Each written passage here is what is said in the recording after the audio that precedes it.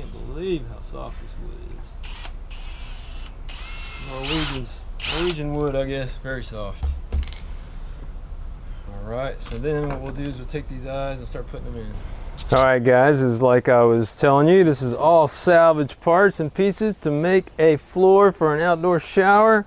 Let me set this out of the way. Salvage parts now include an old anchor line that I'm going to replace because I don't use anchors very much. This isn't salvage, but I have this anyway. I do a lot of boating, so I've got some 4200 3M adhesive and sealant. This stuff is removable, but it's still super strong. So what I did was I drilled and then put these eyes in there. The only thing I bought today was those eyes that go in the end of this, and we placed them vertically, as you see. So let me just lay this out to give you an idea of how big it is and tell you why it's so big.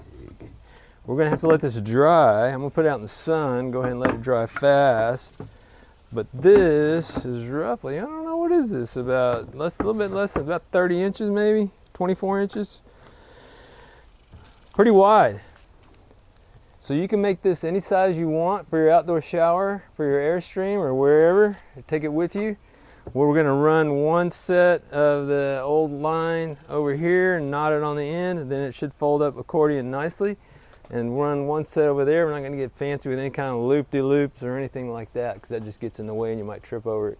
So the reason it's so big is, you know, you might get fat. The other reason is, if you're really, really lucky, you might not be taking a shower by yourself. Thanks for watching, guys. Once this dries out and I get it put together, we'll take a look at it.